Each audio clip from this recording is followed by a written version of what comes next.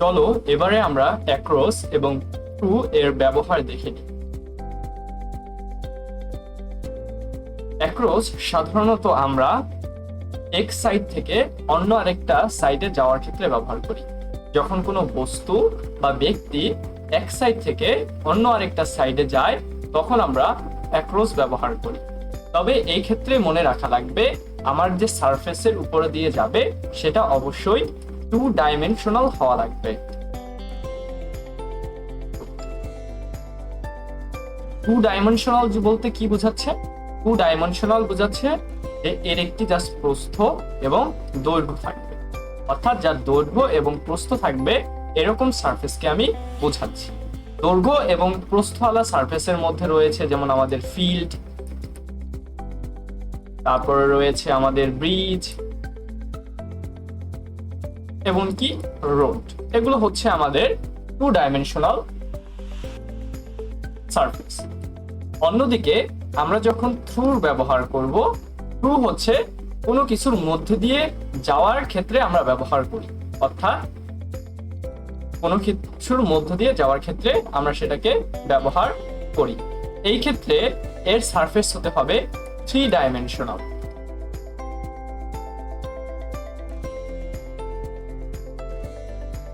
Three dimensional বলতে আমরা কি বোঝাচ্ছি?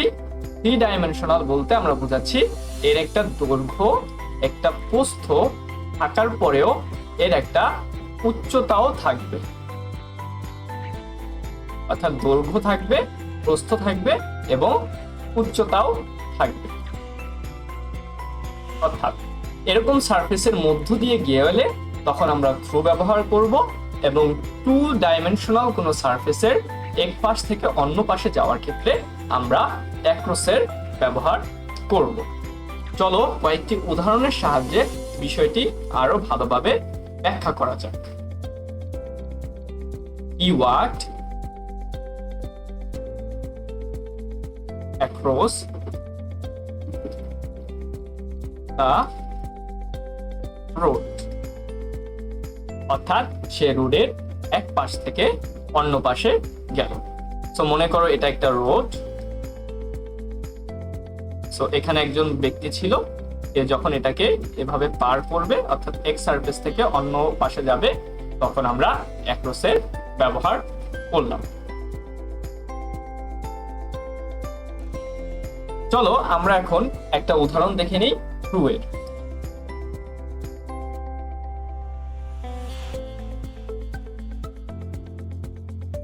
The thief entered the room through a window. এখানে আমরা যদি উইন্ডোকে একটু লক্ষ্য করতে চাই তাহলে উইন্ডো হচ্ছে আমার একটা 3 ডাইমেনশনাল সারফেস এবং এর মধ্যে দিয়ে অর্থাৎ এর ভিতর থেকে বা এটার ভিতরে এন্টার করে আমার থিফ ঘরে প্রবেশ করেছে। সো এই ক্ষেত্রে আমরা থ্রু ব্যবহার করি। একই ক্ষেত্রে আমরা যখন টানেলের ব্যবহার করি অর্থাৎ এটা একটা 3 ডাইমেনশনাল, তো এখান থেকে যখন এখানে আমার মধ্য দিয়ে চলে যাই তখন আমরা থ্রুর ব্যবহার করি। তাহলে মোট কথা হচ্ছে আমরা অ্যাক্রস ব্যবহার করব যখন হচ্ছে আমার সারফেস 2 ডাইমেনশনাল এবং সেটাকে আমি এক পাশ থেকে অন্য পাশে যাব, এবং আমরা থ্রু ব্যবহার করব যখন আমার সারফেস 3 ডাইমেনশনাল এবং যখন আমি সেটার মধ্য দিয়ে যাব।